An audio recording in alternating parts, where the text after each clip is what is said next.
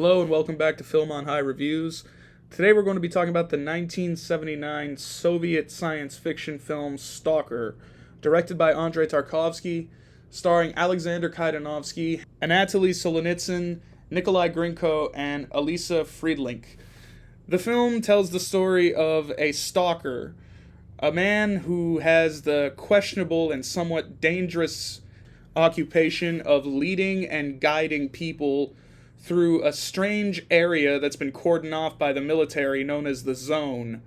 In the heart of the Zone, supposedly, there is a room that will grant people their deepest wish and desire. So, what did you think of Stalker? So this is a very trippy film to watch, and the biggest thing out of this movie, the biggest takeaway for me was it really questions the idea of what is hope juxtaposed to an intellectual's perception, you could say, because we get these three characters in this story, one who's very hopeful, a scientist, and a writer. So it's good to see these kind of like perspectives kind of clashing together. Exactly, it's a clash of ideologies. Yeah, we have the disillusioned writer who's kind of lost his inspiration, and he's looking for something. He's hoping the room will give him, because it goes deeper than just a loss of inspiration. Mm-hmm. Like, he's questioning his whole like identity as a writer and the purpose of it. And then we have the professor, who is more analytical and scientific, as opposed to the cynic of the writer and the more kind of spiritual, somewhat in faith-based stalker.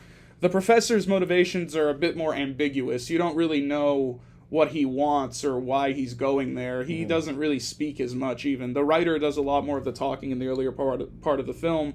But then towards the end we find out that he does have a very specific goal. And essentially his goal is to destroy the room. We find out that he's working with some sort of group or something like that. And they think that the room could be used to grant the wishes of evil men and create more chaos and disorder in the world. And that's where kind of the conflict reaches its zenith with Stalker. Like, Stalker is in an interesting position because he can't enter the room as a stalker. Like, it's mentioned that when stalkers enter the room themselves, it can have consequences. So he can't enter the room, and he lives kind of a really dismal life. He has a wife, but she's dissatisfied with him. And he has a daughter who is mutant, like because of her proximity to the Zone, and maybe because of his trips into the Zone. And also, like, he's been in prison several times. He's been in, like, the gulag because his occupation is illegal. He's going against the military. So his faith in the room and the joy that he gets from helping people sort of get there and realize their dream is all he has. That's all he can cling to. And we have that juxtaposed with the kind of more intellectual and cold view that these other two men have. Exactly. Yeah. And one thing that the movie really the director, his choice of color palettes, you know? Yeah. So when we first start the movie, it starts out all black and white, but then it goes into sepia. Warmer sepia tone, brownish. But then once they enter the Zone, it's all color. You get to see the forestry and basically all the fog that makes really eerie lighting, you could say. But in my personal view of this film, it felt like the outside world was, as you said, it was grim, so of course it's going to be black and white, but inside the Zone is where you're free. Exactly. In a sense, you're right, and that might be part of like the stalker's attachment to the Zone. Like, I think his wife sort of accuses him of that. She thinks that maybe he just likes going into the Zone, and he's neglecting the family in favor of that. But yeah, there's a real contrast with the grimy industrial. That's why there are certain scenes outside the Zone that are shot in color briefly, but for the most part it is shot in more neutral or sepia type tones. And yeah, it's interesting that even though the Zone is a very dangerous place, like, we find out that there's anomalies there's strange events that can happen. Like, the stalker, he tells them they have to follow a very carefully chosen path. They have to listen to everything he says. And several times we see him tying bandages to metal nuts and bolts and throwing them. and that is kind of to test to see if it's safe to walk ahead, if there's no anomalies or anything. Yeah.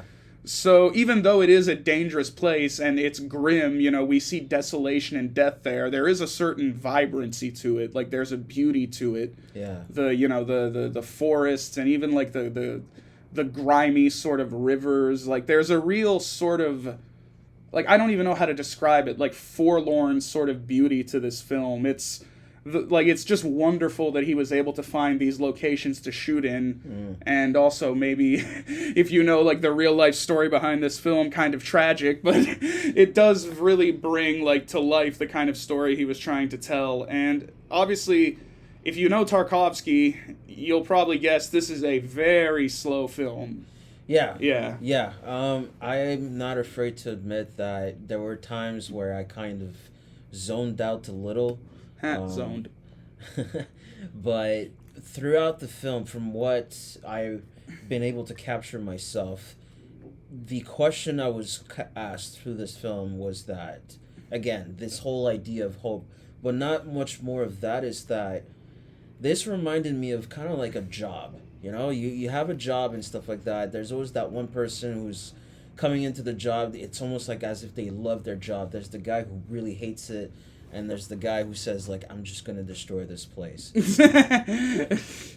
And you get to see these types of people everywhere in the world, and that's what's so fascinating about this film, is that even though it's a sci-fi film, it's extremely relatable in the sense of you can place yourself in one of these characters. It's more sci-fi in terms of ideas and setting. Like, the film is based on a pretty famous, I think, novel in Russia and the Soviet Union. It was originally published by two writers, Arkady and Boris Strugatsky.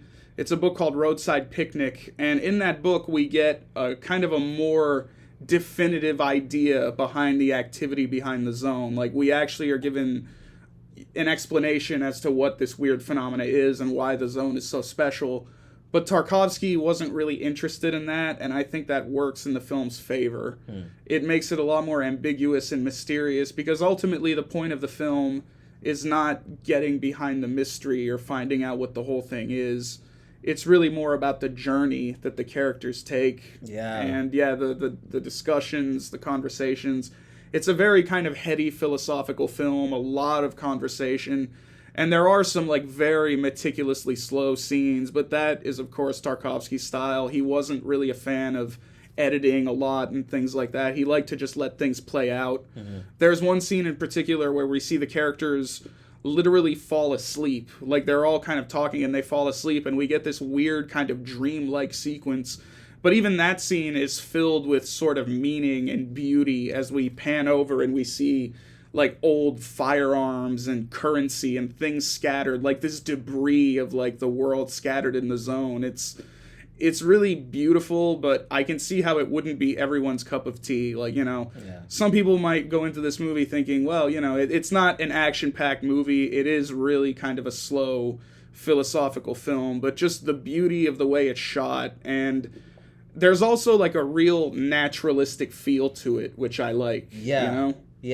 It's funny that you mentioned that, because this brought up this notion that when you watch this film, when they first enter the zone, I think it was the writer who asked, it's like, this is beautiful, why don't people live here, or something like that, and the Stalker says there's nobody here apart from, and then you hear dogs in the background howling or something like that, and that's the only thing that's there. But I think the analogy is that it's almost as if us in our society living in a city or something like that, life can become kind of gray, because you get to point A to point B, it's monotonous, it's repetition.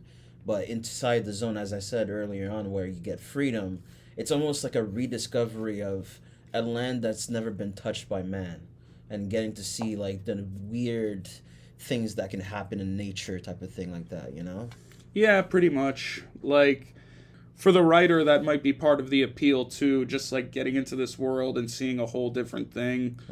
But he's also really burned out and cynical. Like, from the beginning, we can tell he's kind of going to be a problem. Like, he's drunk and he's lingering behind, as opposed to the professor, who's much more orderly and much more prepared.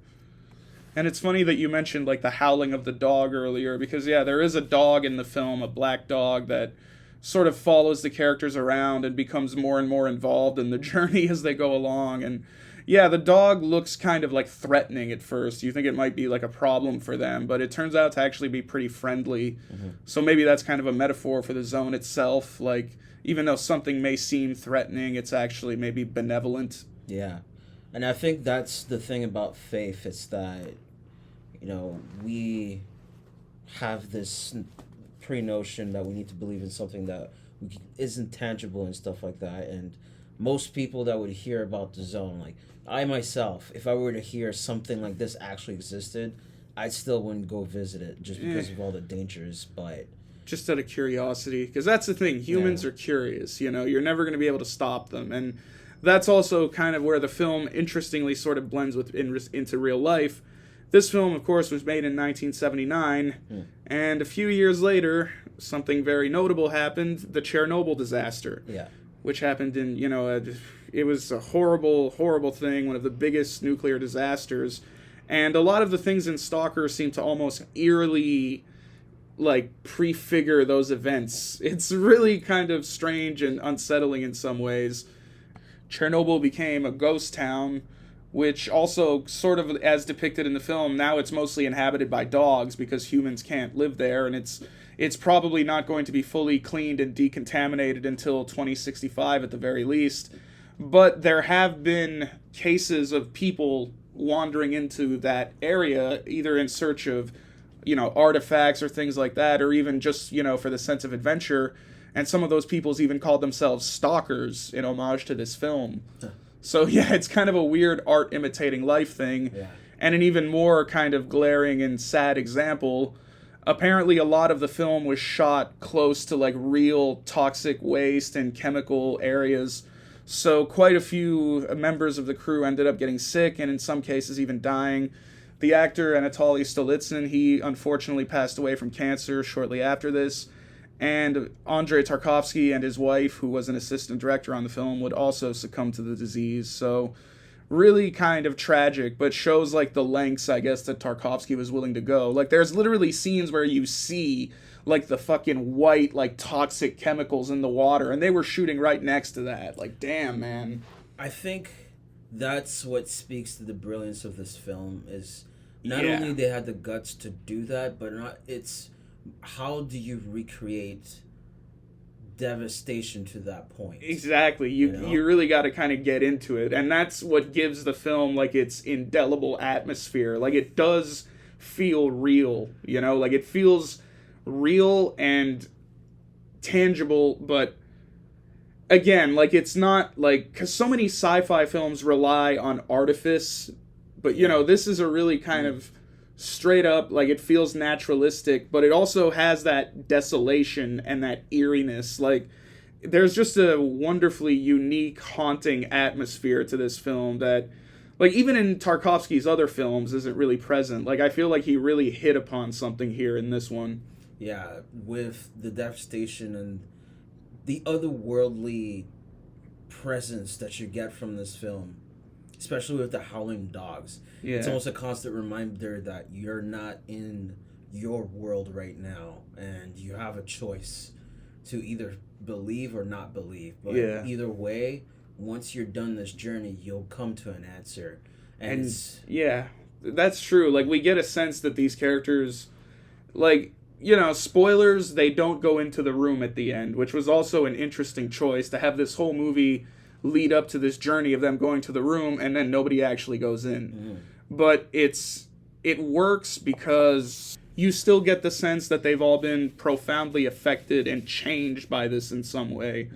So yeah, it's kind of the ultimate journey, not destination film. And that's one of the things I love about it. Yeah.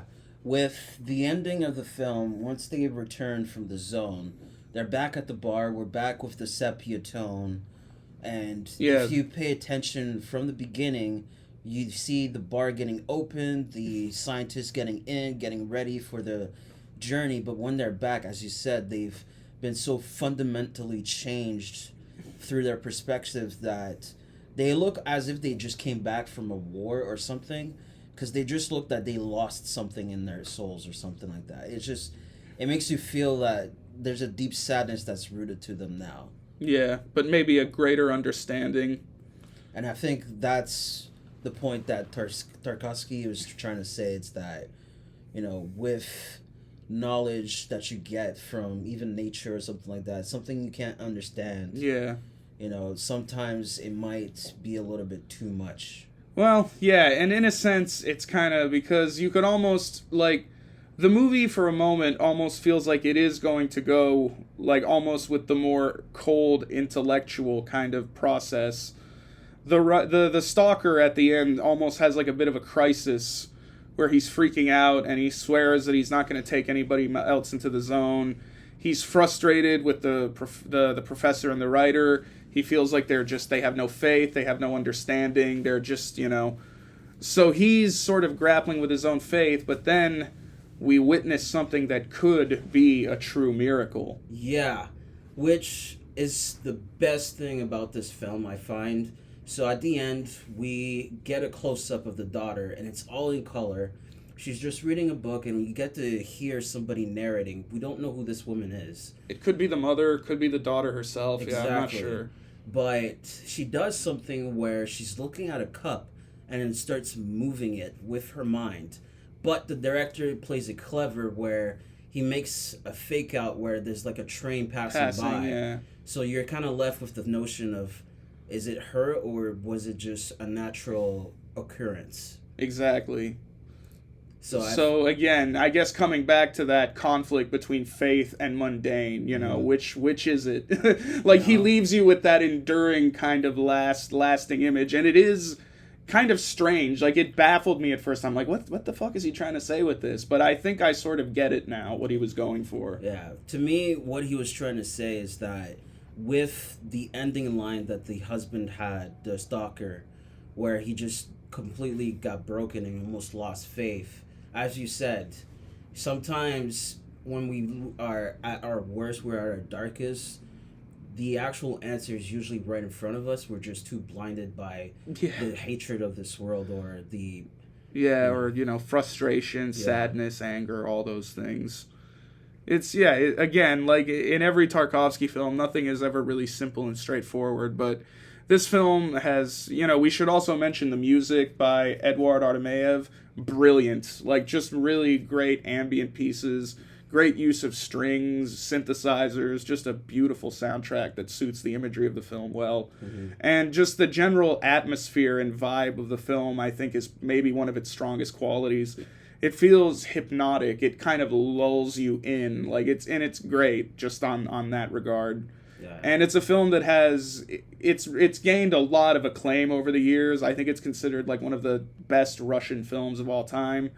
And yeah, I can see why. And I'm especially impressed by it because, again, it's a film that demands patience. It's a film that demands attention. It's a film that's very slow-paced, but it is rewarding if you're willing to really get into it, Yeah, if you're a cinephile and you've been looking for something that's really out there, my rating for this film would be a 5 out of 5. Damn.